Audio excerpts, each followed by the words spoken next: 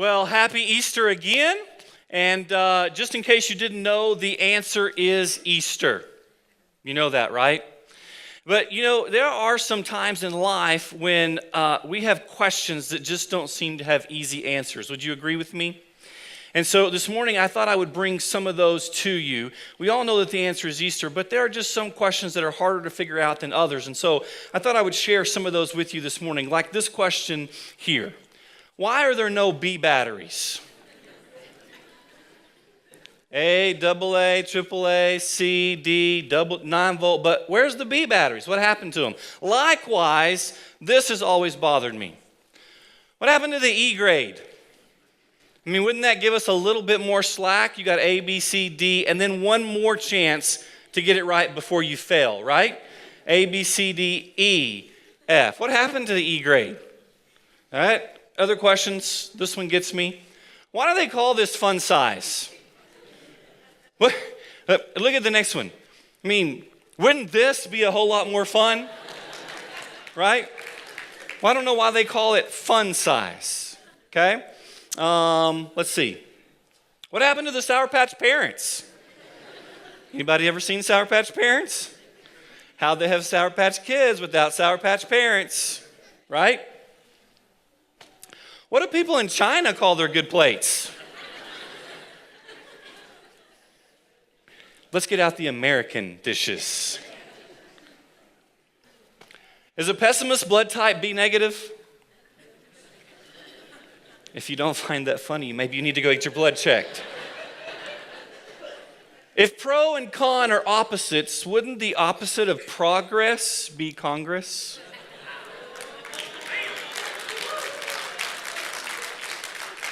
Like I said, these questions don't have answers. I'm just putting them out there for you, okay? If a man speaks in the forest and no woman is there to hear him, is he still wrong? Yes. That one has an answer. All right. Are the alphabet song and Twinkle, Twinkle, Little Star sang to the same tune? Yes. Why are you singing the alphabet song and Twinkle, Twinkle, Little Star in your head?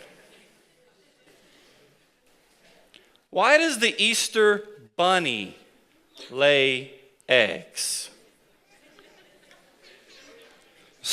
I can see some of you, the light bulb went on. You're like, I've never thought of that before.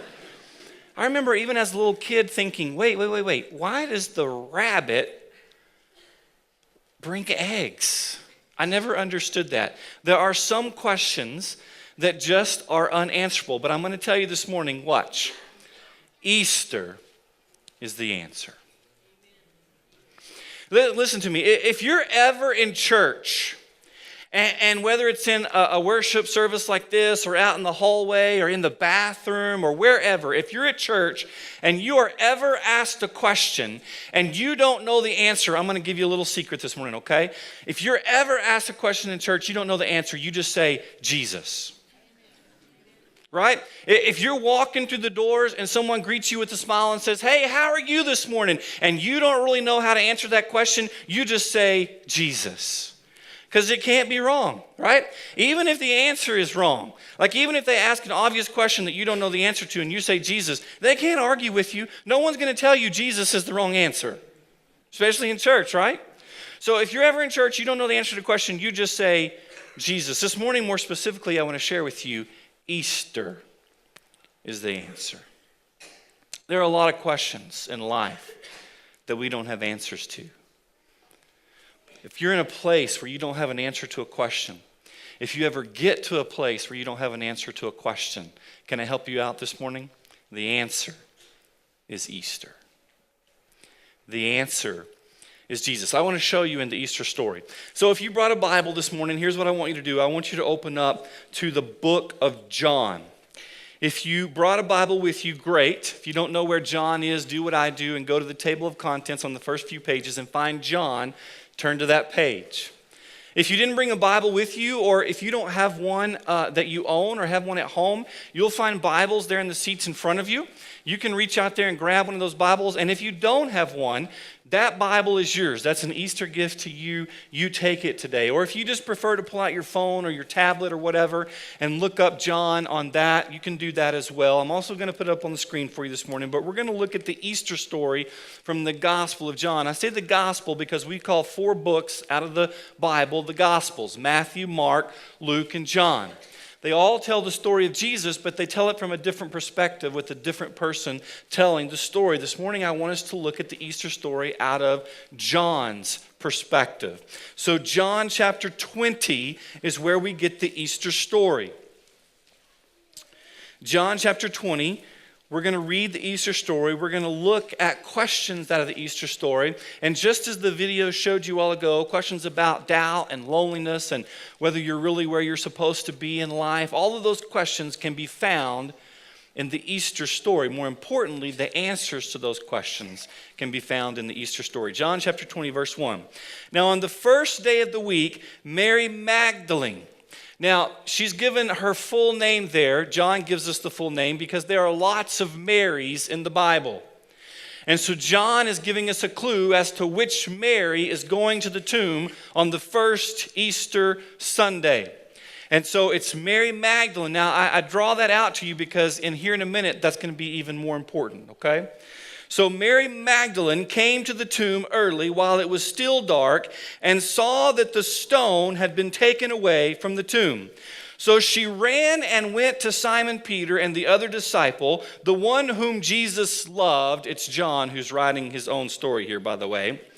And said to them, "They have taken the Lord out of the tomb, and we do not know where they have laid him." Now listen, Mary did not even look in the tomb, did she? She gets to the tomb, sees that this big stone that was keeping Jesus, like they needed to keep a dead person in the tomb, right? This big stone that's keeping Jesus in the tomb has been rolled away. Without even looking in, she says, somebody has taken Jesus. She goes back to tell the disciples, Peter and John, that somebody has taken Jesus and they've done something with him. Now, would it be fair to say that Mary doubts God? Here's why I'm asking that question. Because on at least 5 occasions while Jesus was alive and doing ministry on earth, he told the disciples, he told the apostles that he would be crucified or that he would be killed and he would rise from the dead. On 5 occasions. Now granted, maybe Mary Magdalene wasn't with him on all of those 5 occasions, but Peter and John certainly were. 5 times he tells them, look, I'm going to be crucified, but on the 3rd day, I'll rise again. 5 times. If you're here this morning and you're a parent, I've got good news for you. Jesus knows exactly how you feel. How many times did it take to tell your kids something? 5 times they knew this. I remember when I was a kid growing up, I would often get this from my parents. Son, how many times do we have to tell you? Apparently 1 more. I don't know. I didn't get it, right?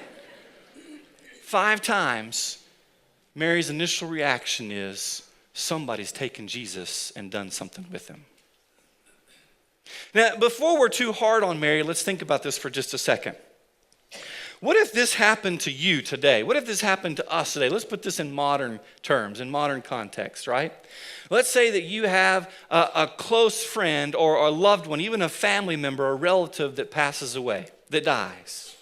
And in our culture, our customs are your loved one, your friend, your relative would be taken to the funeral home. And if not cremated, if they're going to be put in a casket and laid in the ground, at the funeral home, they would be taken care of and they would be put in the casket. You follow me? Now, you go to the funeral home to see your loved one, to see the body of your loved one, and you walk into the room where your loved one is supposed to be kept. You look into the casket, and it's empty. Now, what do you automatically assume? Which lawyer do I need to call, right? Because somebody has stolen the body. The funeral home's liable. Somebody's responsible. You would never even think that your loved one was raised from the dead, would you? Ever. So don't be too hard on Mary and Peter and John and the disciples, because occasionally the circumstances in our life cause us to doubt God. I know you're sitting in church and I know it's Easter Sunday, but listen, let's just be real. Let's be honest. There are times in our life, especially with what's happening in our context, in a situation we're in a circumstance, that we doubt God. And here's why. Because anything worth believing is also worth doubting. Anything worth believing is also worth doubting. Because of circumstances that you're put in sometimes, let me just throw some of them out there. Maybe some of you have struggled with infertility. That would cause you to doubt God, wouldn't it? Maybe some of you are struggling in your marriage, or you're recently divorced and you're having questions. You're struggling with God and where He's at in all of this.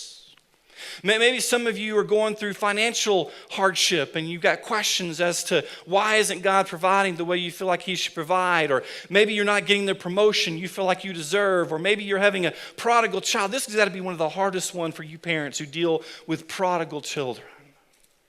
You did everything you could to give them a firm foundation, to raise them the way God would intend you to raise them. And for whatever reason, they are wherever they are. And doesn't that cause you to question God and God's goodness and His power and His love? Maybe you just look at the newspaper. Nobody does that anymore, do you? Maybe you just hear news events. Maybe you just see things going on around the world. Maybe you've been processing the events of terrorism around the world just last week. And think to yourself, where in the world is God in all of this? And you struggle with doubt and wanting to know where God is. Let you know a little bit about what our students do here at Aldersgate. We have students that meet on Sunday mornings. They also meet on Wednesday evenings. And on Wednesday evenings, they meet in small groups away from the church. This week, I believe they were meeting at the South Plains Mall. And one of the questions that they struggle with in their small groups, every week they have easy questions and they have hard questions. And one of the hard questions that they struggled with this week was the question, if scientists could prove beyond a reasonable doubt that they had found the body of Jesus, what would that do to your faith? Listen, we've got some 13, 14, 15, 16, 17-year-old students who got real with that question. Because it's in doubt that your faith grows. It's okay to have those questions about God and His goodness and where He's at in your current situation and in your context, because in that is where your belief grows. I'll show it to you out of a different story in the Bible. It's actually out of the Gospel of Mark.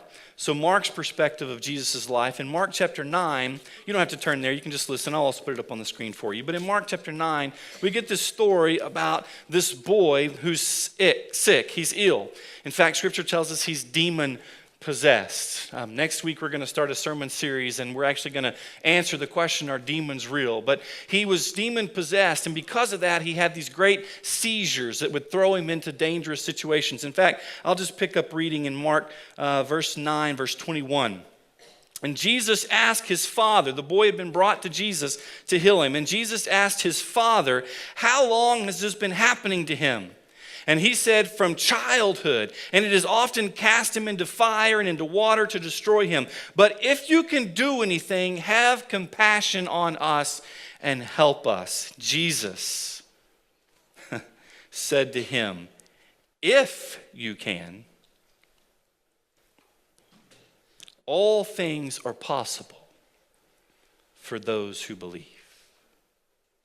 And the father immediately cried out, I believe, help my unbelief. Maybe some of you are here this morning because you needed to know it was okay to pray that prayer. Maybe some of you are here today on this Easter because you need to understand it's okay to believe and at the same time struggle with your belief.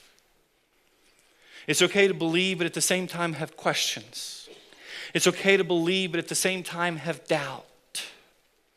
Remember what the answer is? The answer is Easter. And Easter tells us that it's okay to struggle with our questions and with our doubt. In fact, this father prayed, help me with my unbelief. And in response to that, Jesus healed the boy. If you're here this morning and you're struggling with doubt, if you have questions about God, is he really real in my life? Is he really real in the situation? Where is God? Listen to me. The question is not, where is God? The question is, how can I find God?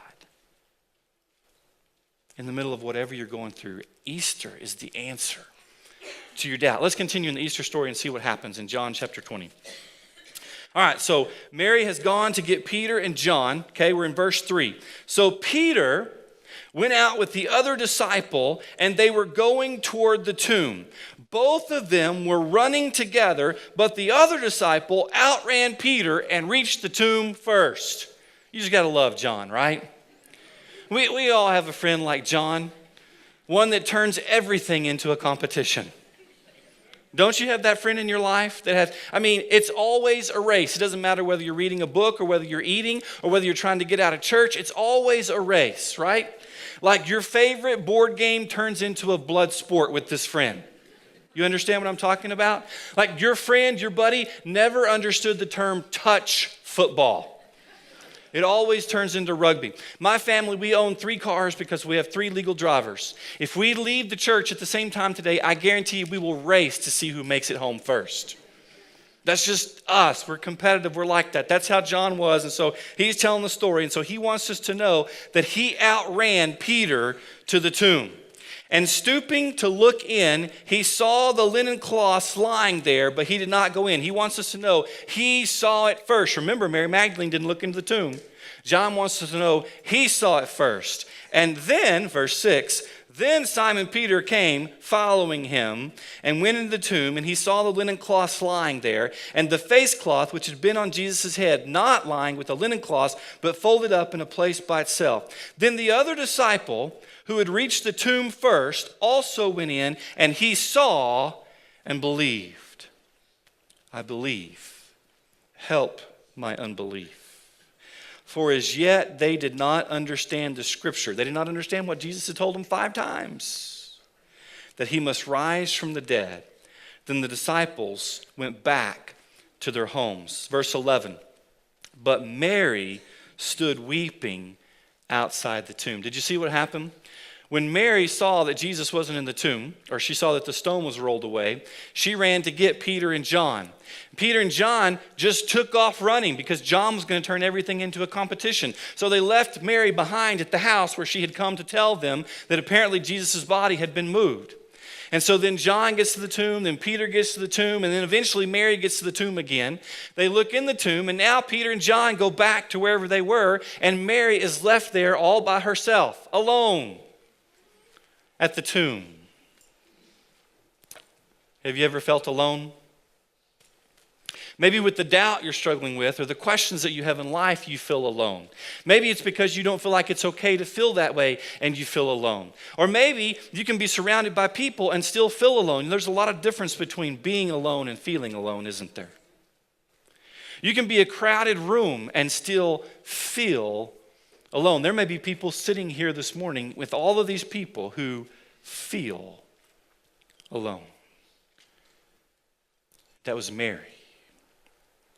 Alone at the tomb, weeping in her doubt, her questions, her confusion. And she saw 2 angels in white sitting where the body of Jesus had lain, one at the head and one at the feet.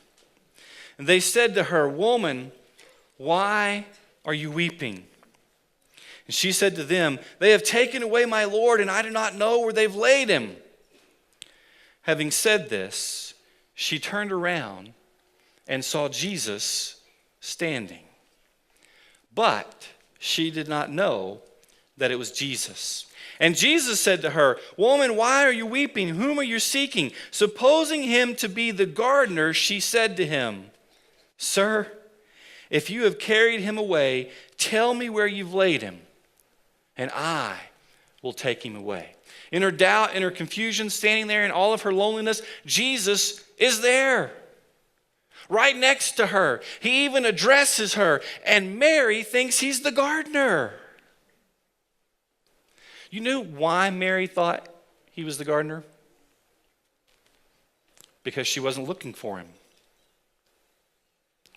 Mary didn't recognize Jesus because she wasn't looking for Jesus.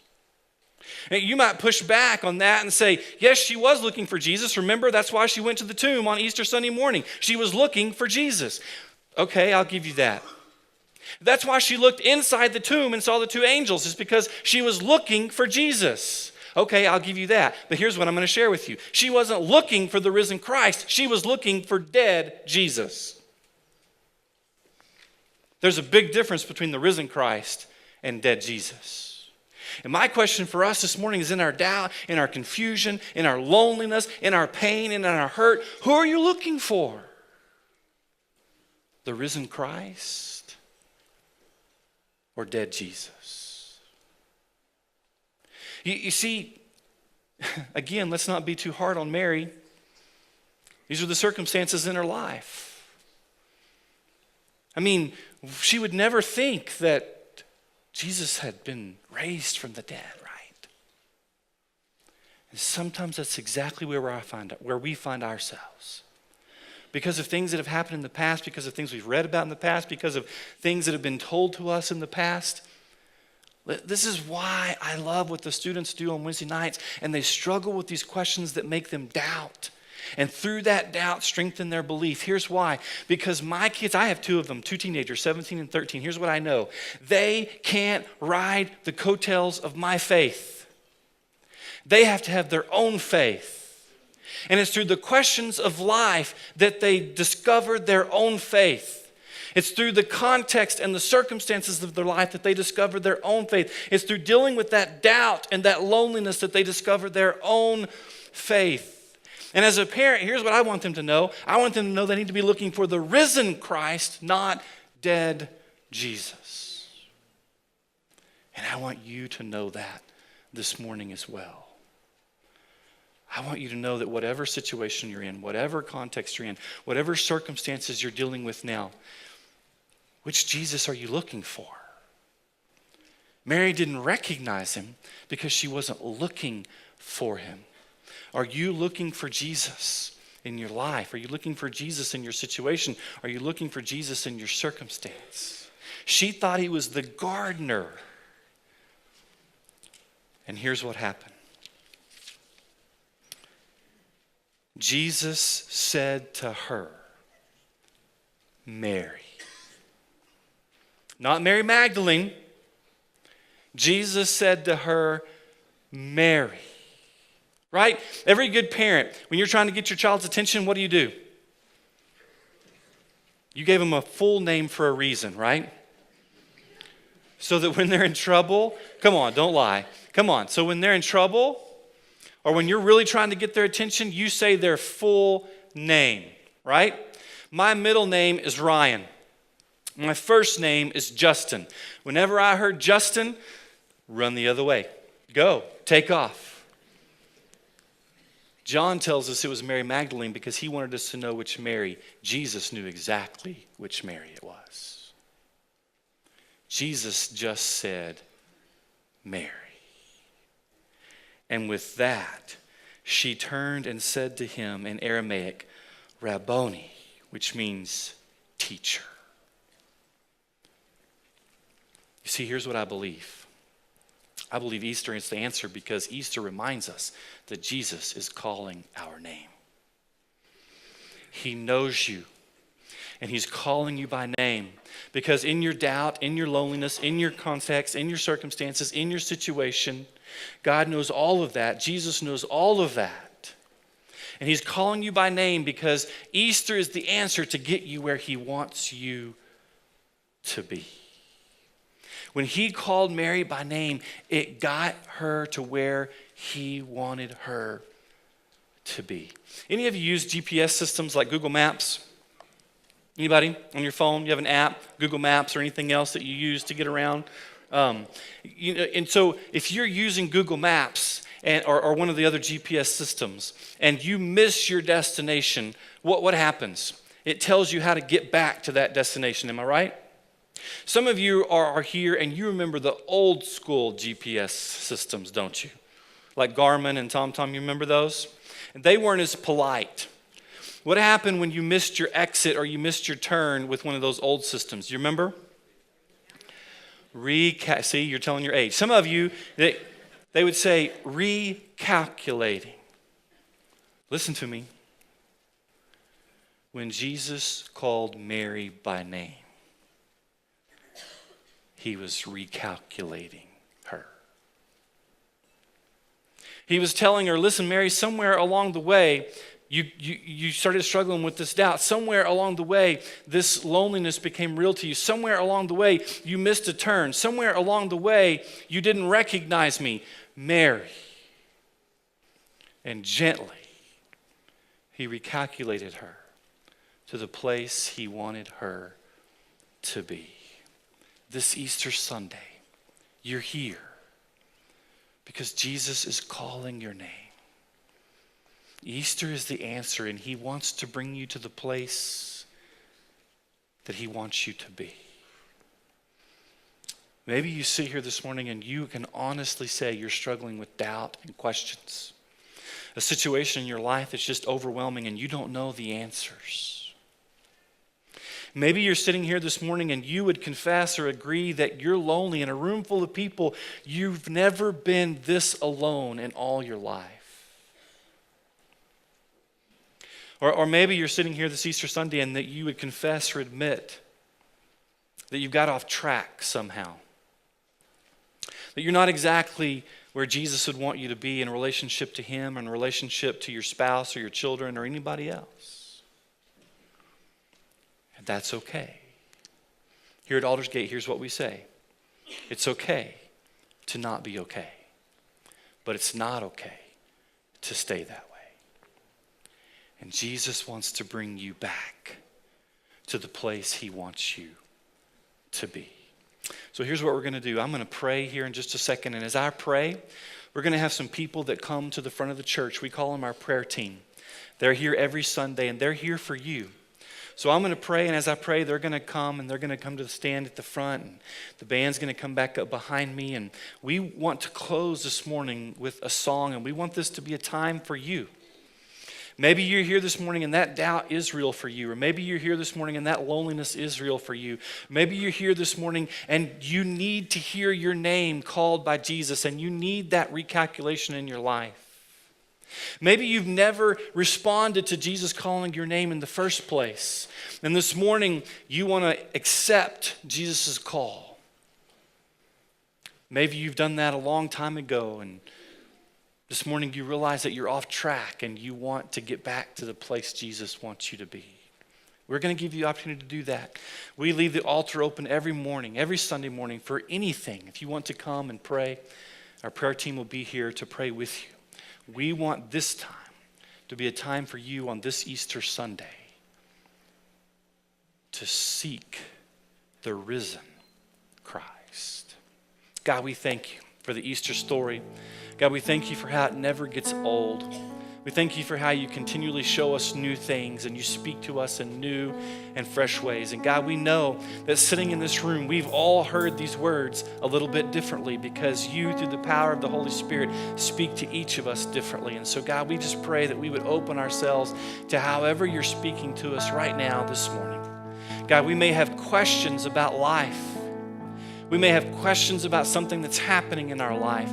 And God, there doesn't seem to be an easy answer or any answer at all. But God, this morning we know Easter is the answer. The risen Christ is the answer.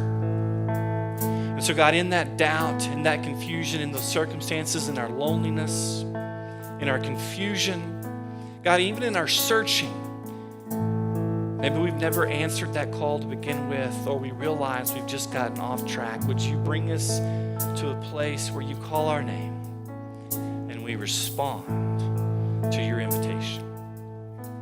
God, we give you this time. We ask it in Jesus' name.